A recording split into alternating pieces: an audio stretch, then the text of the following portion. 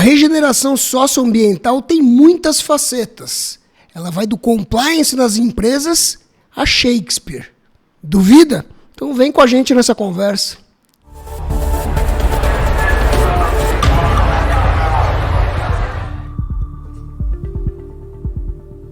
Pronto.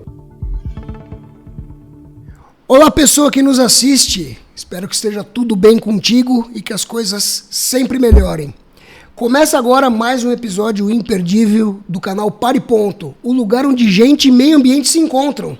Então é mais uma oportunidade para você. Assina o canal, ativa o sininho para não perder novas conversas, acompanhe a gente nas redes sociais e vê se você consegue apoiar a gente também, né? Entra lá no apoia.se/pareponto, veja quais são os benefícios para quem nos apoia e ajuda a gente a conectar a gente, a criar conteúdo de qualidade nas redes. Valeu, você é muito importante pra gente. Bom, sem mais delongas, eu tenho certeza que hoje, dessa conexão, eu vou sair muito melhor do que eu entrei. E vai ser um diálogo imperdível, anotem aí. E quer saber por quê? Olha só, essa pessoa ele é advogado e também pensador estratégico e conhecido por navegar em cenários complexos, supervisionando todas as facetas e fornecendo suporte à orientação de equipes multifuncionais em questões ambientais, sociais e estruturas de governança. Bruno Camargo, bem-vindo ao Pare Ponto. Obrigado, Flávio. Prazer estar aqui. Estou entusiasmado com o nosso papo e parabéns pelo projeto do podcast. Uma honra. Obrigado. Agora eu resumi nesse trecho do teu perfil algumas das tuas facetas. Sim. Mas você tem muitas facetas. Sem dúvida. Fala um pouquinho mais de outras. Claro. Bom, eu sou advogado de formação, né, como você colocou. A minha trajetória ela é muito plural. Eu tenho aí 30 anos de exercício da advocacia. Comecei com escritórios, trabalhando com fusões e aquisições. Na época, começo dos anos 2000, trabalhei muito com estruturas de offshore e negócios internacionais. Uhum. E nesse mundo das fusões e aquisições e das estruturas offshore, eu acabei me orientando para o exercício de controles e governança. Porque na época eram assuntos que não tinham nenhum tipo de regulação. Você simplesmente fazia, estruturava as empresas fora do Brasil. Então os negócios internacionais não tinham muita verificação. E com o tempo isso passou a ser objeto tanto de regulação quanto de controle, né? Então lavagem de dinheiro, corrupção e tudo mais. Então foi um caminho natural de eu sair desse mundo e entrar para o mundo de ética e conformidade. Perfeito. Trabalhei por mais de 20 anos em empresas, né, também, então como diretor jurídico, vice-presidente jurídico, e recentemente eu saí do mundo corporativo e constituí o meu escritório no Brasil, abrindo uma filial de um escritório sediado em Amsterdã, Lions Legal, na América Latina, com o propósito de desenvolver os negócios regenerativos e sustentáveis na região, apoiando os investimentos estrangeiros também, principalmente no Brasil. A Holanda hoje é um grande investidor no Brasil, no setor agro, e também apoiando os negócios brasileiros que têm o interesse em se desenvolver na Europa, né, com uma base. Eu morei muitos anos na Holanda, morei na Inglaterra, morei nos Estados Unidos. Então, quando você fala de pensador estratégico, eu associo isso à minha figura de advogado de fazer as coisas acontecerem. Né, de pensar junto com meus clientes e não ter somente um lado, aquele lado comum do advogado que procura problema. Eu sou um advogado que traz a solução. E você nessa fala aí, você já agregou, vamos dizer, são vários pilares, mas os 3 principais do ESG, né? Porque você começou na governança com a questão de compliance e tudo mais. Sim. E você já agregou aí o social e o ambiental nessa tua fala. Essa foi uma transição natural? A governança que demandou isso? Ou os projetos foram colocados para dentro de uma forma a se aproveitar, entre aspas, desse novo mercado? Ou não? Ou se foi uma transição, uma continuidade do processo? Não, eu acho que foi super natural. Eu costumo dizer que você não constrói uma capacidade em ESG com uma conta de chegada. Né? Você não olha para o panorama ESG e fala assim, eu quero ser isso. Né? Porque o ESG ele não é uma matéria, ele é um conjunto de matérias. Né? Então todo mundo tem algum ponto de conexão. O meu foi a governança. Né? Dentro da governança o que tem? Anticorrupção, concorrência justa, antitrust. Durante muito tempo eu fiz acordos de leniência, trabalhei com remediação de empresas que foram submetidas a situações de fraude, cartel, corrupção, esse tipo de coisa. Então, a parte da governança foi o caminho natural. A parte social, ela agregou nessa agenda, porque eu me convenci nos últimos anos que você não consegue combater corrupção e práticas injustas se você não endereçar questões como direitos humanos, questões fundiárias, questões ambientais, direitos de povos originários e indígenas. Isso é o motor dos estados corruptos. Eu tenho uma experiência aí muito grande em controle de corrupção em âmbito internacional e tem uma coisa em comum em todos esses casos. Eles são invariavelmente ocorridos em países, em estados de vulnerabilidade social. Então, você não tem estados desenvolvidos altamente corruptos, é muito raro. Você tem aí estados absolutistas e coisas assim, que tem uma corrupção num alto escalão, mas essa corrupção que a gente conhece, essa troca de favor, isso se deve muito à vulnerabilidade social. Perfeito. Então, a agenda de controle de direitos humanos veio junto com essa parte de governança. E a questão ambiental é um trabalho que eu desenvolvo por interesse pessoal, junto com a minha família. E aí eu nunca tive a oportunidade de trabalhar como advogado nas questões ambientais, até porque as questões ambientais são extremamente regulamentadas. Nunca foi muito minha praia. Minha praia, nessa parte ambiental, sempre foi de colocar a mão na massa, enxada na terra, aprender sobre permacultura. Então, uma dessas muitas facetas aí que eu me coloco envolve também essa parte de permacultura, agrofloresteiro e tudo mais. Vou entrar nisso. Inclusive, era o tema que eu estava ansioso para entrar, para falar a verdade. Mas é só para fazer uma amarração disso que você falou, que eu achei muito interessante, porque todo mundo tem a sua porta de entrada e afinidade com os assuntos. Né? E o ESG, no final das contas, apesar de não ser material, ser somente uma sigla, vamos dizer assim, mas ele dá essa oportunidade para você acabar alinhavando as coisas, né? Tendo acesso. Eu entrei pela porta do meio ambiente, sou consultor de meio ambiente há muito tempo, e no final das contas a gente vê que sem a governança a gente não consegue trabalhar, né? Que os impactos da área de meio ambiente no social são muito importantes, mas você falou um ponto sensacional, porque em geral a governança está ligada à questão financeira. Sim. E é uma discussão ideológica muito forte, né? De que a questão socioambiental vem para atrapalhar muitas vezes o desenvolvimento econômico e tudo mais. Você está dizendo exatamente o contrário. O desenvolvimento econômico e da governança, ele não se fundamenta se não tiver um desenvolvimento socioambiental atrelado, não é isso? Sem dúvida. Né? Se fala muito de sustentabilidade. E a pergunta que eu coloco o tempo todo nas minhas falas com os meus clientes, nos lugares que eu tenho a oportunidade de conversar, como aqui, é o que nós queremos sustentar. Né? Sustentar significa manter algo como está. Então, se você quer falar de sustentabilidade, primeiro você precisa regenerar, depois você precisa governar e fazer com que aquilo então seja sustentável. A sustentabilidade ela não aparece como um fim sem que você tenha uma base, sem que você tenha um controle, sem que você tenha uma estrutura que permita esse voo de águia, né? Esse voo de longo prazo, que aí sim você quer sustentar. Sustentar o que está ruim não funciona. E como você faz isso? Com as regras do jogo. O que são as regras do jogo? Governança. Eu dou sempre o exemplo da Patagônia, da marca de roupa, que se estruturou como uma empresa que tem a terra como seu único acionista. Né? Como ela fez isso? E tem outros exemplos também aí no mundo, a Bosch, a Carl Zeiss, fabricante de lentes, enfim.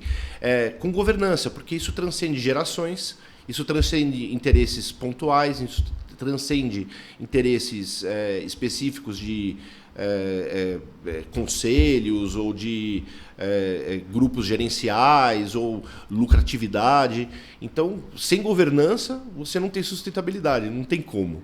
É verdade. Bom, essa pergunta que eu vou fazer poderia ser uma pergunta para encerrar o episódio, mas eu vou usá-la como gancho para a gente continuar. Então, pelo que você vê no teu trabalho, nas suas andanças, então há esperança, a gente tem um caminho. Não, eu acho que sem dúvida, a gente tem esse caminho, primeiro porque o mundo já não aceita mais determinadas práticas. Começa muito no consumidor, né? Eu sou crítico daquela opinião que o consumidor deve tomar banhos mais curtos, o consumidor deve fazer a sua reciclagem, fazer a reutilização. Não estou dizendo que eu sou contrário a essa ideia, acho que todos temos que fazer. Só que eu acho que isso funciona mais como um estopim de conscientização do que efeito prático. Claro. Porque se você pensar que 70% das emissões de CO2 é feita pela indústria, que o grande consumo de água é feito pela indústria, é a indústria que precisa mudar. Claro. Só que isso é mudado mediante a pressão do consumidor, mas não só do consumidor, do acionista. Né? Então, o acionista hoje precisa também ter um papel e se conscientizar do papel. A pessoa que vai lá e vai investir o seu dinheiro, vai comprar a ação de uma empresa, que ela pense e exerça seu papel de influência e de pressão e de exposição dentro da empresa que ela investe. Né? Pensando não só na lucratividade do investimento, mas no impacto amplo do investimento. Alguns chamam de capital catalítico, capital de impacto, né? Essa visão que é um capital que não é o capital simplesmente de doação, aquele capital de concessão sem nada em troca, mas um capital filantrópico, essa era a palavra. É capital filantrópico, mas um capital que gere algo mais do que o retorno financeiro. Aí se fala de triple bottom line, né, esse tipo de coisa. Então, eu acho que a pressão, né, a esperança, ela vem daí, ela vem do consumidor, mas também de quem tem o capital, quem está ali investindo e exercendo direito de voto, pressão, participando de assembleia, não só colocando dinheirinho lá, olhando para o lado e falando, estourou barragem, não me preocupo com isso. Não, eu acho que é aí que você vai conseguir ter uma mudança. E os grupos já estão se formando, né? Já tem aí, especialmente as novas gerações, né? Que já não tem a mesma visão de o que eu preciso construir para o meu futuro, já tem uma visão mais ampla, mais holística dos resultados que podem ser obtidos, né? E já estão preocupadas. Nós temos os nossos filhos da mesma idade, colegas de classe, se você pergunta para eles já falam, olha, não fui eu que causei esse dano. Exato. Né? Eu quero melhorar. Eles não tiveram opção de escolher como chegar até aqui, mas eles têm opção de como fazer daqui para frente. Exato. Tem um amigo querido que sempre fala assim, que os mapas antigos não levam a novos lugares. Exatamente. Então, tudo bem, chegamos até aqui com toda a estrutura de capital, foi ótimo. Nunca se viveu tanto, a medicina avançou. Agora, o mundo hoje tem mais guerras, é a época que tem mais guerra desde a Segunda Guerra Mundial. Né? 25% da população no mundo está numa zona de conflito. Então, são sinais que a gente olha, opa, temos carros elétricos, carros voadores, acesso à medicina, curas fantásticas, possibilidades de viajar, equipamentos eletrônicos, mas olha, a humanidade está numa situação de convergência, né, para um futuro que está nas nossas mãos desenhar, né, na forma como a gente conduz, mas não só. Isso, de novo, eu repito, não é só essa questão, toma banho mais curto, apaga a luz, usa menos energia, recicle os seus plásticos, mas também de você colocar pressão até no seu empregador, né? A pessoa que está lá dentro de uma empresa, falando, como é que funciona a diversidade e inclusão aqui? Como é que é o programa da empresa para atender populações vulneráveis? Que tipo de assunto a empresa se coloca para contribuir com o meio ambiente, controle de emissões e tudo mais? Então, acho que a gente está nesse momento, é uma oportunidade de ouro, né? Nesse sentido, é uma ação de cada um, né? É uma ação individual nesse sentido. E aproveitando, então, falando de ação individual, porque, de novo, você tem... Eu peguei várias citações aqui dos trabalhos do Bruno, e dessas muitas facetas, eu acho que você encontrou um projeto em que você pode, além da sua atuação profissional... Se eu estiver enganado, você me corrija, mas é uma oportunidade, é uma situação em que você consegue desenvolver, exercitar, testar, aprimorar essas facetas, essas ideias, essas intenções, que é o projeto Pacovar, né? Que é a regeneração Você vai explicar melhor pra gente o que é, mas é a regeneração de uma área em Itamonte, Minas Gerais, Isso. que sofreu com degradação e com queimadas e tudo mais, mas é uma regeneração completa, socioambiental. Explica pra gente e diz pra gente o que esse projeto representa pra você, tanto do ponto de vista pessoal quanto profissional, ou vice-versa. É o meu assunto preferido. Tem mais assunto, vai. Meu assunto preferido. Bom, há muitos anos, né? A gente morou na Holanda como família e a gente voltou pro Brasil em 2011. E nessa época a gente sempre teve muito interesse com a natureza, minha esposa, meus filhos, né? E a gente sempre buscou estar em contato com a natureza. E a região das montanhas aqui no estado de São Paulo e Minas Gerais sempre foi um destino muito apreciado pela minha família, Serra da Mantiqueira. E durante muitos anos a gente frequentou vários lugares, indo em chalés, alugando pousadas, enfim. E aí fomos explorando a região.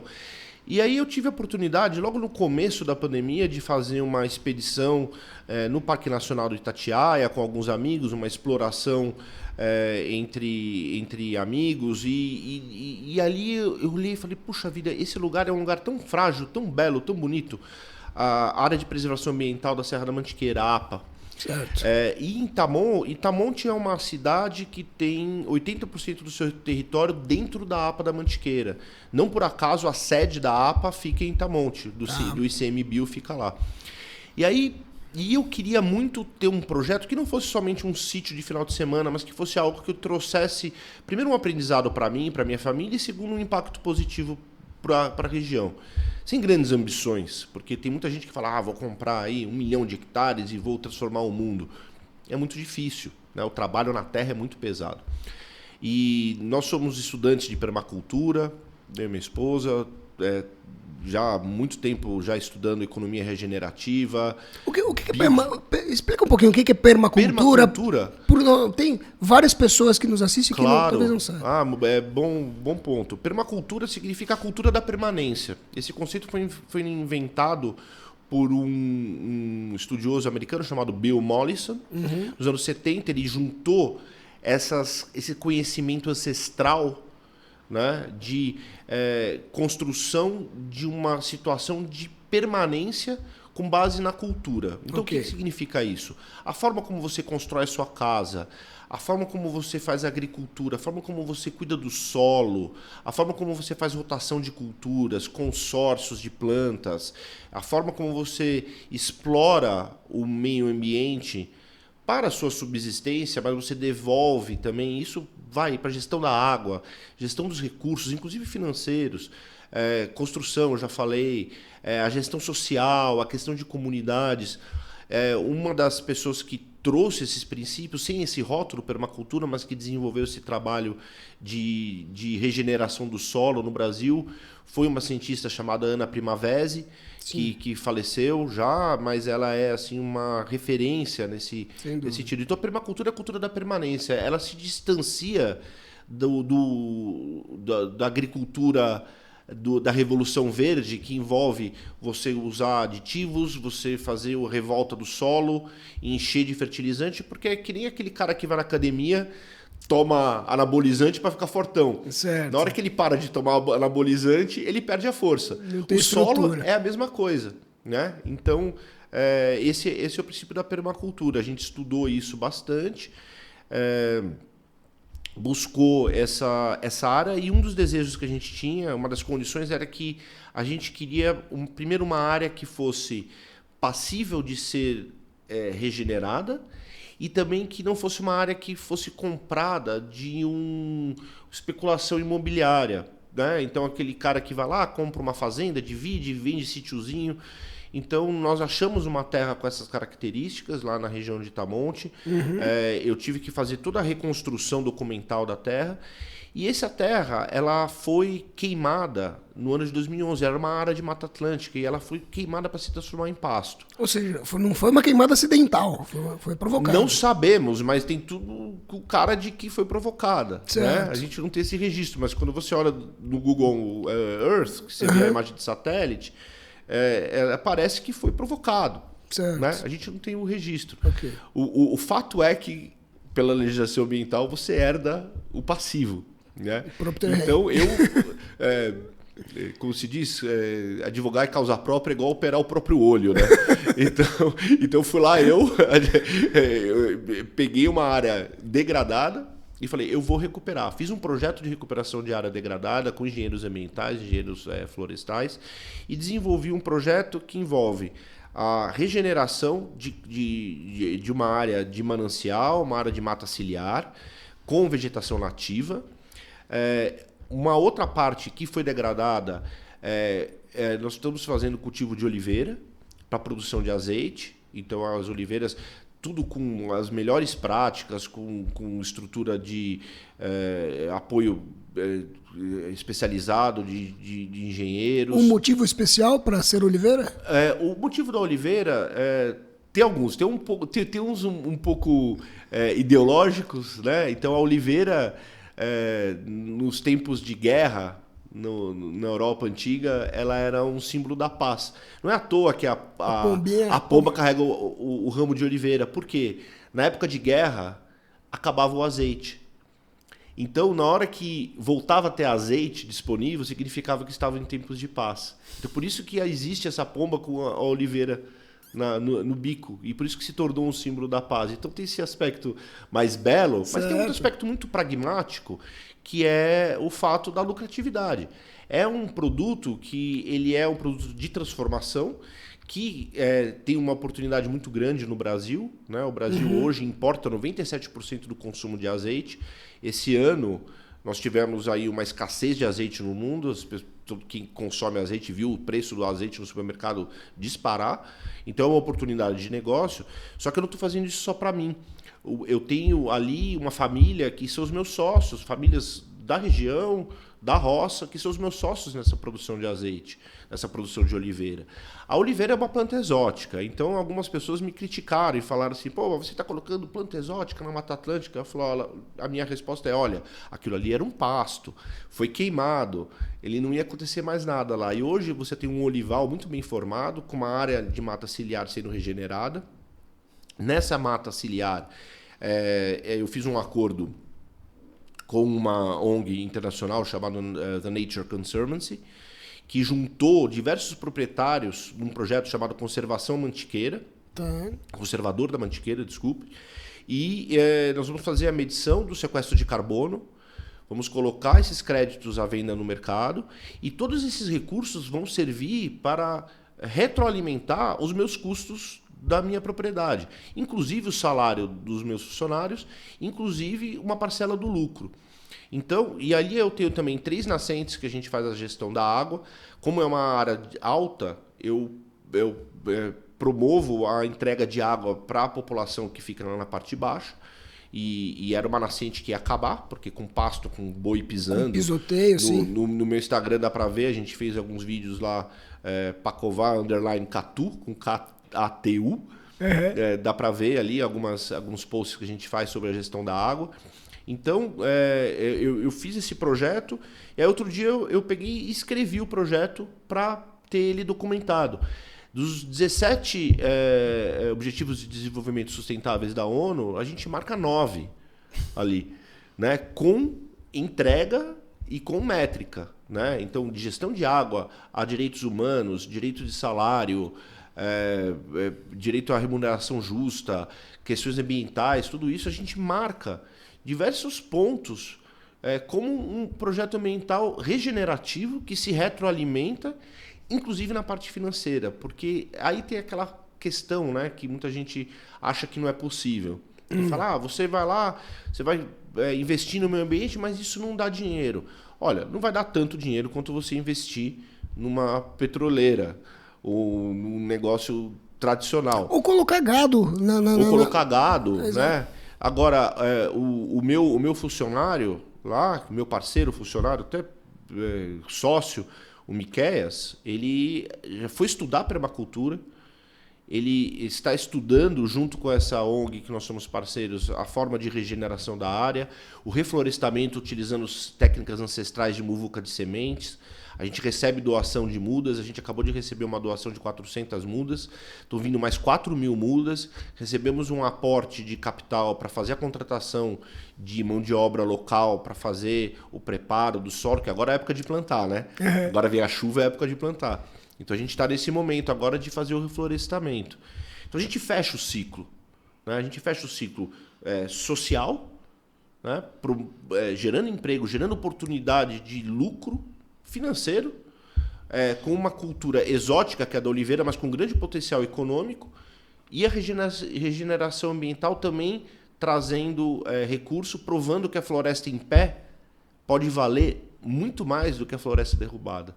E é esse o argumento que eu coloco. A floresta em pé vale mais do que a floresta derrubada. Ninguém me convence do contrário. É a prática da frase que já está estabelecida aí, né? Sim. Que muitos discutem, mas você está comprovando na prática que esse negócio se efetiva. Comprovando na prática. E na hora que eu decidi que eu vou trabalhar com ESG, que eu vou trabalhar nessa agenda, não basta a minha experiência prévia com governança. Eu falei, não, eu tenho que ter mão na enxada, mão na terra, entender como funciona.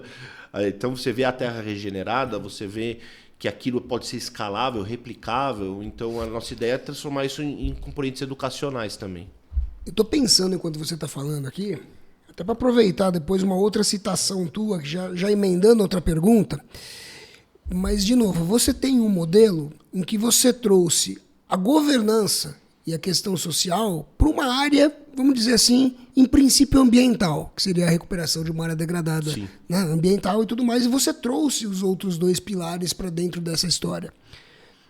E eu enxergo, e eu falo isso sempre, que a gente precisa enxergar isso em tudo, inclusive trazendo para lugares onde essencialmente ou primordialmente a gente tem a governança, trazer as questões socioambientais para dentro. A gente está falando, por exemplo, de indústria. Sim. Né? Ou de questões, enfim, de outras empresas em geral, que não necessariamente indústrias, que podem trazer esses ganhos da relação com o ambiente e com o social para regenerar o seu negócio em si, né? Que em geral só está pensando no financeiro.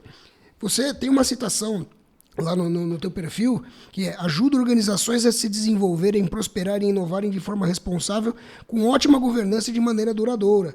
Né? Também a elaboração e aplicação de políticas e programas robustos, aí sim, para aumentar a dignidade humana e criar locais de trabalho inclusivos e equitativos. Quais são as barreiras? Primeiro, essa fala que eu falei, essa fala que eu trouxe aqui, de que é possível trazer a questão socioambiental para dentro do seu negócio, independente de qual seja, você acha que isso é viável? E se você achar, quais são as barreiras e oportunidades que você tem encontrado nessa frente de ajudar empresas e empresários a fazer essa integração dos três pilares? Pergunta muito boa. Eu acho que o problema que a gente tem hoje é um problema de pensamento. Nós criamos uma situação como humanidade, aí olhando desde a Revolução Industrial, com um pensamento reducionista. Uhum. Nós fomos ensinados na Revolução Industrial que você precisa se especializar e você precisa ser reducionista. Então, a forma de organização foi: precisamos ser o mais especializados possível e olhar para aquele foco, né, dentro da sua área de especialização. Você pode ver esse meu exemplo em qualquer ramo. Né? Uhum. Você vai hoje num médico, qual é a dificuldade de você achar um médico generalista? Você acha um médico especialista, o advogado especialista, o engenheiro especialista. Hoje se perdeu essa visão do polímata, que existia muito antigamente. Aquele cara que sabia apertar parafuso, pintar quadro, construir ponte, escalar montanha e cozinhar. Né?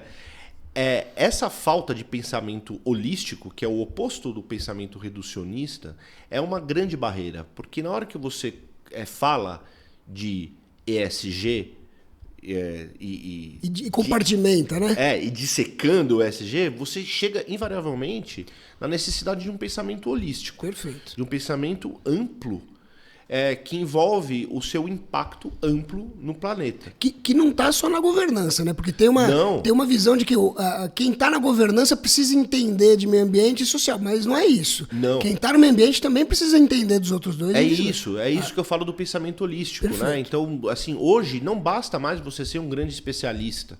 Você precisa desenvolver a sua capacidade holística de enxergar o mundo, essa capacidade ampla, porque uma outra citação do Bill Mollison, criador da permacultura, é que em busca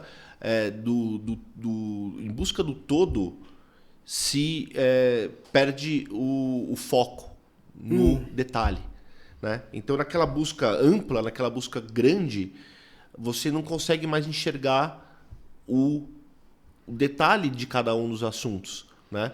E o oposto, né? Quando você está olhando só no detalhe ali, você não consegue enxergar o todo. Então você precisa ter essa visão da interconexão, da inter-relação das suas ações. E quando você fala de social governança, né? e meio ambiente, e você começa a perceber que é tudo integrado, que a especialização não vai ajudar nesse ponto, você vira uma chavinha. Mas, de novo, para mim, a grande dificuldade é o pensamento. Então, quando você vai falar, eu como advogado, vou falar com as pessoas, vou falar com clientes, vou falar com projetos. Mas qual a sua especialidade? Cara, tem um monte de especialidade. Eu sei plantar coisa, eu sei mexer na enxada, eu entendo de biodinâmica, eu conheço fusões e aquisições, negócios internacionais e falo 3 línguas. Então, assim...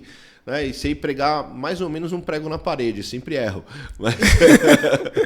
Mas alguma coisa. É a atividade mais difícil dessas todas. É bem difícil, né? Mas assim, você não pode saber tudo também. Verdade. Então você precisa ser apoiado numa rede, entender que está tudo interligado. A palavra rede é importantíssima nessa história, né? De você entender a interconexão de tudo. Tudo está em rede. Você não está isolado, você não consegue fazer uma empresa isolada, você não consegue ser um profissional isolado, você não consegue viver isolado.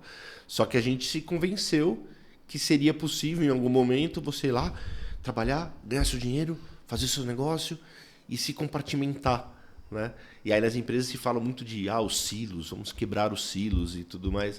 Cara, mas primeiro tem que quebrar o silo na mente. Perfeito. Né? É por isso que a gente fala aqui que o nosso papel é conectar gente e meio ambiente, né? Sim. É isso, é sempre uma questão de conexões. Que já está conectado, certo? Exato, claro. É só você o que somos ativar as conexões. O que somos se não animais, né? Exatamente. Bom, então eu vou aproveitar essa tua experiência internacional aí com uma nova citação, né? Você esteve recentemente em Nova York, é isso? Foi, semana passada. E você disse que você teve a honra de compartilhar e aprender e parar de perpetuar disparidades entre populações racializadas e empobrecidas, impactando sua resiliência a desastres relacionados ao clima, e a gente tem visto os desastres relacionados ao clima cada vez mais frequentes e com a perspectiva de crescentes. Sim. Né? Duas coisas que me trazem a partir dessa sua citação e da tua experiência fora. Primeira coisa, como é que de fato o Brasil está sendo visto de fora? Né? A gente tem aquela imagem nebulosa, né? Alguns nos enxergam como uma grande oportunidade porque nós temos a Amazônia, mas enfim, a Amazônia não é todo, né, o ecossistema brasileiro. Mas tem também aquelas pessoas que falam que não, a Europa já desmatou tudo que tinha que desmatar, então agora eles estão querendo aproveitar o Brasil, não cresça. Né? Sim. Como é que é, de fato, então, essa visão de fora para dentro? E como é você estar lá? Qual é a visão que a gente tem que passar para fora? Ou que você passou para o pessoal de fora? Bom, essa é o meu segundo assunto preferido. Eu tô acertando na veia. Bom, eu tive nesse evento em Nova York, que foi um evento organizado por um grupo de escritórios de advocacia, um evento direcionado para advogados, de ESG, mas direcionados para advogados. Por que esse evento foi criado? Porque existe uma dicotomia envolvendo a pauta de ESG que envolve uma visão regulamentadora, né? Então muita gente que olha e fala, não, ESG é report. É você pegar e você fazer lá o seu relatório, checklist, mandar, e você fala que a sua empresa tem um rating, é isso aí. Agora tem uma outra pauta que é muito séria, que é isso que você colocou agora, que é a questão da justiça climática. Né? Então, são duas coisas, justiça climática e transição justa. No momento que... E aí você divide o mundo em dois. Né? Você tem o norte global, esse é um termo que está sendo muito utilizado, o Global North, e o Global South.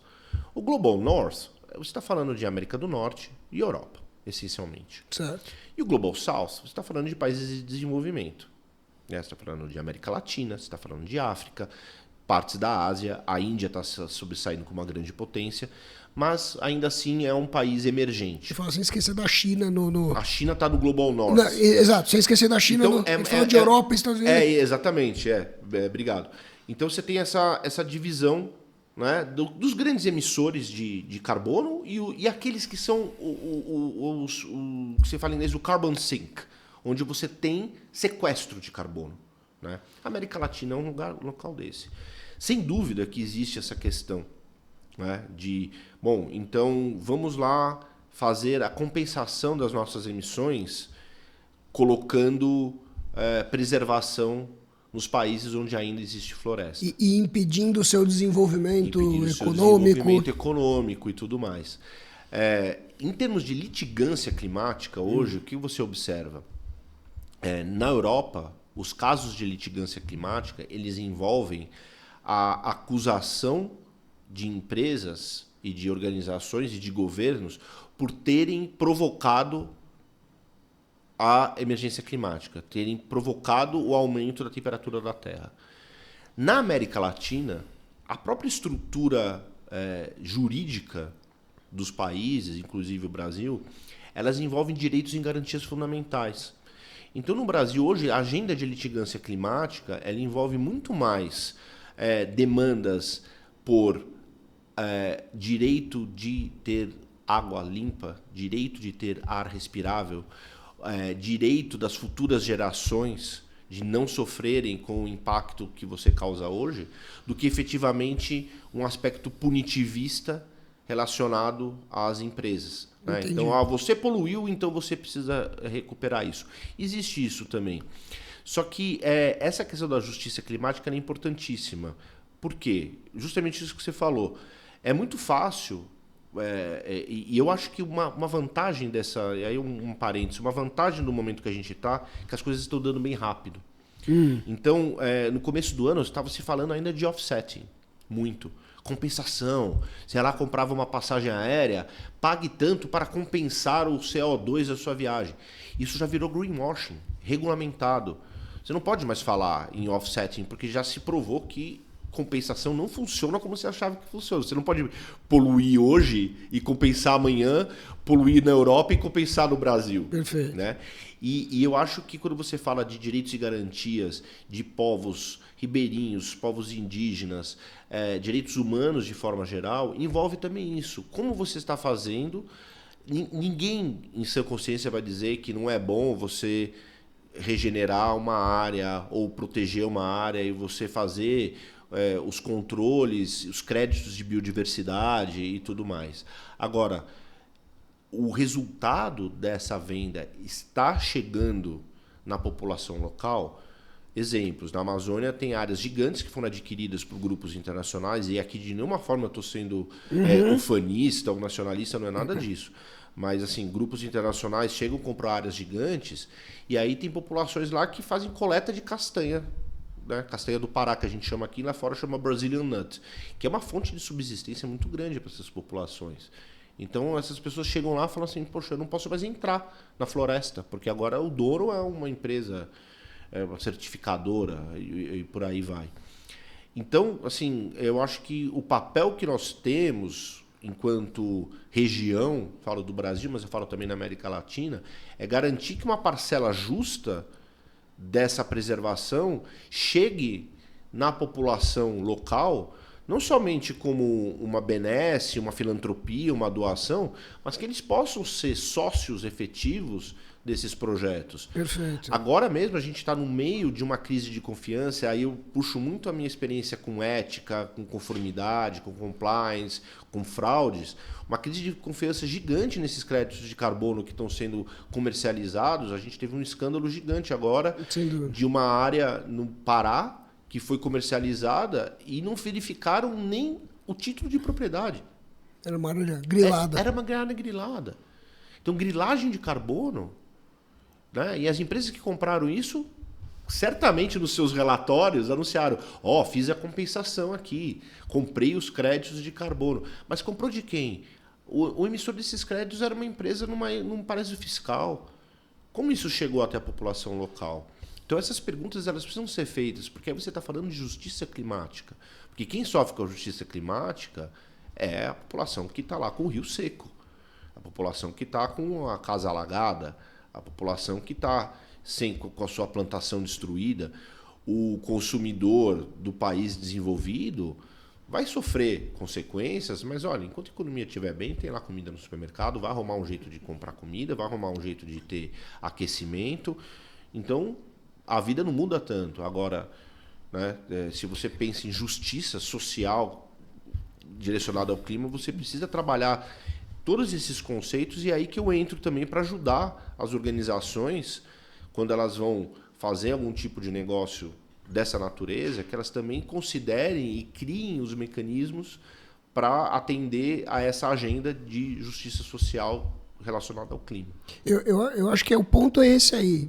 Talvez mais importante do que a forma com que nos enxergam de fora para dentro é a oportunidade que se tem agora de estruturar projetos para que esses projetos sejam de fato uma oportunidade de você reduzir as desigualdades, as injustiças e tudo mais. Sim. E aí sim trazer benefícios que sejam regenerativos, que você tenha a preservação, mas também o desenvolvimento social, econômico, ambiental e tudo aí, e por aí vai, né? Não, acho que é essa a oportunidade que a gente tem agora. E como é que você vê os avanços nesse sentido? Estão acontecendo? Ou são pontuais como o Pacová? Existem outros Pacovás? Eles podem ser replicados? Existem outros? Enfim, como é que... Eu acho que um dilema que a gente encontra... esses dias eu estava com um amigo assim, que virou para mim e falou: Bruno, eu tenho aqui um fundo de investimento, eles têm 300 milhões de reais, vamos escalar o seu sítio. Aí eu virei para ele e falei: cara, não dá para escalar. Não dá para escalar. Tem um livro do E.F. Schumacher que chama Small is Beautiful. A gente precisa começar a pensar em comunidades menores e resilientes. Grupos menores e resilientes. Essa visão expansionista muito grande de latifúndios, de grandes concentrações de poder, elas são impeditivas de um desenvolvimento regenerativo e localizado. Porque você não consegue controlar áreas tão grandes. Agora, áreas menores, comunidades menores, você consegue. O Reino Unido é um excelente exemplo disso. Quando você vai para o interior do Reino Unido e você vê ali na Inglaterra e você vê como as comunidades se organizam, são pequenas comunidades que são resilientes, que têm ali uma estrutura de governança muito bem alinhada, as pessoas participam das comunidades. Então, você vê o nosso exemplo aqui no Brasil, muitas vezes você não conhece nem seu vizinho. Né? Nós moramos aqui em condomínios, né? Assim, então, como a gente está fazendo isso, essas comunidades acontecerem? E muitas vezes nem os condomínios que a gente mora são resilientes, né? Não são nada resilientes. Eu falo, é difícil você mexer no bairro que você mora. Você não consegue, porque os interesses pessoais se sobrepõem o tempo todo. Então eu acho que é muito importante a gente pensar num aspecto de decrescimento, num aspecto de diminuição desse apetite de crescimento exponencial para uma visão mais localizada e mais estruturada e governável. Né? Essa é a receita para cidades também, né? Que também precisam de resiliência. A gente sempre cita a área rural, área, enfim, florestas, mas as cidades também funcionam assim, né? A gente está vendo os efeitos da emergência climática nas cidades são devastadores. As cidades bem administradas, elas são divididas em distritos, né? Exato. No mundo. Quando você olha cidades que funcionam bem, elas têm sim pequenos núcleos que cuidam dos seus próprios interesses, desde a gestão do lixo até a questão educacional. Então, você vai para esses países desenvolvidos, você vê lá, você mora num lugar, você tem a escola do lugar, você tem o centro comercial do lugar, naquela pequena comunidade, aquilo replicável. A gente, de alguma forma, isso é muito comum no Brasil, você tem tudo muito espalhado, você cria bairros inteiros sem comércio, bairros sem serviços, né, com um monte de moradia e sem serviço. Por outro lado, você vai em lugares que é só comércio, só serviço, só loja, só indústria. Então, a gente não pensa muito em comunidade, né? E eu falo que a gente fica esperando muito do poder público, que tem o seu papel, precisa participar, mas também é uma questão não só individual, mas empresarial. Você é uma construtora, por exemplo, e você está vendo aquela oportunidade de ocupar aquele local, construindo um prédio. Faça ele com um projeto um pouco mais desenvolvido do ponto de vista socioambiental, né? Desenvolver o bairro, pensa nisso também. Aí entra o papel individual, né? Ou da empresa ou da pessoa. Sim. O que você vê aí de construtora eco e não sei o quê, e vamos lá fazer... É isso, né? Você está conversando, e aí dentro da agenda SG você fala muito de stakeholder, né? De partes interessadas. Exato. Então, como você coordena essas partes interessadas? Como você está falando? Está de encontro com isso que eu estou dizendo, né? De você juntar comunidades e ver quais são os interesses de cada um. Não se trata de uma democracia absoluta também, porque você precisa desenvolver o seu interesse, mas você escutar e fazer esse papel de alinhamento, né? De confluência de interesses e ver onde você está fazendo o seu investimento. O Estado ele é ineficaz por natureza. O Estado terceiriza as suas ineficiências, né? E a gente faz isso o tempo todo. O Estado terceiriza a ineficiência, a gente tem que ter segurança privada. O Estado terceiriza a sua ineficiência, você tem que ter... Você paga escola, você paga... Alguém tem que cuidar. Alguém tem que cuidar. Então, cara... Eu não vou deixar o meu futuro na mão do Estado, eu vou fazer eu mesmo, eu vou pôr a mão na massa. Eu acho que a gente tem que pensar nisso, mas não numa forma só extrativista, mas também cooperativa, né? A gente está caminhando para o final, mas eu queria... Eu vi uma outra citação tua nas redes. Eu acho que eu estou falando muito, hein? Não, vocês são ótimas citações, cada uma daria um episódio completo aqui. E eu adorei uma publicação que você colocou, que era o seguinte, ele tá alinhado com isso que a gente está conversando, claro. Você pediu ao ChatGPT, abre aspas, escreva-me um poema, tá traduzido, você tinha colocado em inglês, mas escreva-me um poema shakespeariano sobre como o ESG não será definido ou monetizado até que mude novamente, pois é um alvo em movimento e um complexo composto de sujeitos. Eu confesso que eu não estou muito interessado em qual foi a resposta do chat. Eu queria saber qual é a tua resposta para isso. Eu fiz essa brincadeira e eu fico brincando com o ChatGPT, né? É uma delícia, eu gosto. Eu acho fascinante quando você começa a escrever as coisas e você... Deixa eu só acrescentar uma pimentada assim. Sim. Me parece, quando eu li, né, você fala que o ESG... ele só será definido ou monetizado até que mude novamente, né? Pois ele é um alvo em movimento. Isso. Eu não sei se eu senti uma certa angústia nessa tua pergunta aqui, se tinha alguma... Né? Sim, tem um desconforto, sim, porque eu parti com essa brincadeira porque pela ânsia que existe no mercado de se monetizar o ESG. Quando a CVM publicou, agora recentemente, a necessidade de reportes segundo as normas do ISSB a partir de 2026 e tal, Sim. E eu vejo como o mercado se comporta quando se fala de regulamentação no mercado de carbono, e a quantidade de gente que me procura com projetos para venda de carbono, eu fico olhando e falo assim, gente, não é mais um Bitcoin. Então eu sinto uma urgência de se transformar pautas de ESG em algo vendável, monetizável, tokenização de créditos de carbono. Então as pessoas vêm assim, olha, construir uma plataforma com blockchain, com tokens de crédito de carbono que podem ser comercializados, transacionados com total segurança, tal. Poxa, super legal. Tentaram fazer isso com o NFT também agora assim, e quem investiu se deu bastante mal, né, na embalagem do selo do macaquinho. Verdade.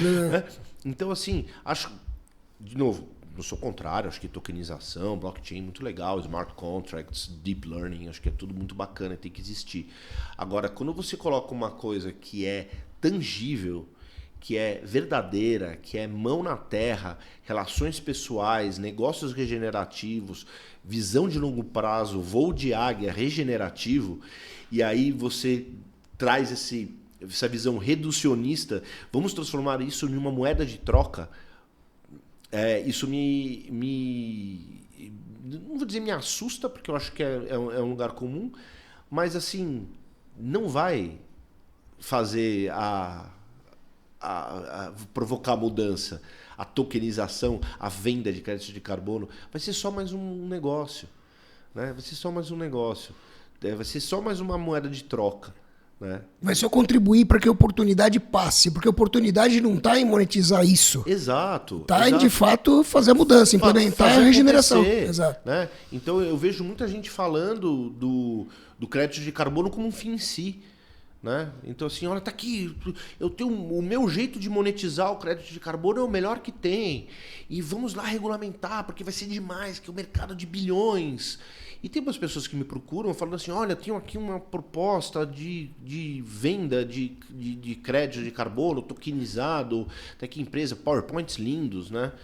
E aí você fala, bom, mas o que está aí dentro? O que é o produto? É um token ligado no blockchain, um crédito de carbono aqui. Mas vocês foram ver o local? Existe essa floresta? Qual que é o crédito de biodiversidade que está sendo gerado? Quem que está lá? Qual é a comunidade que está recebendo isso? A comunidade está recebendo alguma coisa? Então, meu caro, se você não sabe algumas dessas respostas, você está só vendendo mais um papel, né? Então aí que eu pedi ajuda do ChatGPT, brincando, para falar, será que Shakespeare me ajuda a pensar um pouco nisso, né? E o que ele te respondeu? E qual que é a tua conclusão? Ele me respondeu que você não pode tentar reduzir um alvo em movimento, que é o ESG, que é a regeneração socioeconômica e ambiental, num papel, numa moeda, né? Primeiro você tem que ter a substância. Antigamente, para cada, para cada dólar emitido, você tinha o equivalente em ouro. Exato. Né? Desde os anos 70 não é mais assim, não é mais atrelado ao ouro. Só que a gente está falando de meio ambiente. Então você não pode mais criar... Tentaram fazer isso já com imóveis, a gente teve a crise do subprime. Né? Então a história mostra para a gente que você não consegue ter um crescimento exponencial indefinido na perpetuidade de nada. Então o risco de você colocar... uma pauta desse tamanho que envolve, plantio de árvore, sequestro de carbono, agricultura regenerativa, comida, soberania alimentar, controle de sementes, diminuição de uso de defensivos agrícolas e veneno na comida das pessoas, provocando saúde. Então, assim, é muito mão na massa. É muito verdadeiro para você pegar e transformar isso numa pauta tecnocrata, teórica, financeira, com pessoas atrás de uma tela falando, olha, tá aqui, verdinho, a solução do planeta. Né? Então eu sou bastante crítico. Acho que tem que ter o seu espaço, a gente precisa regulamentar o mercado voluntário de créditos de carbono, acho que vai ser um avanço muito importante. Acho que a regulamentação vem para isso, mas não é uma panaceia. Né? Não é uma panaceia. Eu falei que ia ser inspiradora essa conversa. A gente começou com compliance, passamos por permacultura e terminamos com Shakespeare. E ChatGPT. E ChatGPT. Bruno, onde é que a gente se encontra? Onde é que as pessoas te encontram? Quem quiser saber mais dos seus projetos, do seu trabalho, enfim, onde é que as pessoas te acham? Bom, tem o meu site, Pacova, pakova.com.br, é o site do meu sítio. Estou no LinkedIn, sou bastante ativo, Bruno Camargo, vocês me acham no LinkedIn. E do meu escritório, Lions Legal, meu escritório baseado em Amsterdã. Eu sou, como eu disse, o responsável pela atividade regional na América Latina, baseado em São Paulo.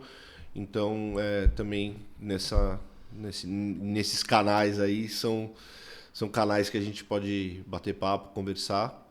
E, enfim, sempre à disposição, prazer bater esse papo com você, Flávio. Agradeço demais o convite. E parabéns pelo trabalho do Pariponto. É realmente um projeto muito nutridor e muito inspirador. Pô, a gente que te agradece, que seja o primeiro de muitas, a primeira de muitas conversas. Muito sucesso para você e para você. Bom, agora não pode deixar essa conversa parar aqui, né? Tem que compartilhar, criticar, comentar, divulgar, para que chegue a mais e mais pessoas, para que se inspirem, enfim, em tudo isso que a gente falou aqui. Eu sou Flávio Ferlini Salles, esse foi mais um episódio do Pariponto e a gente se vê na próxima. Fique em paz.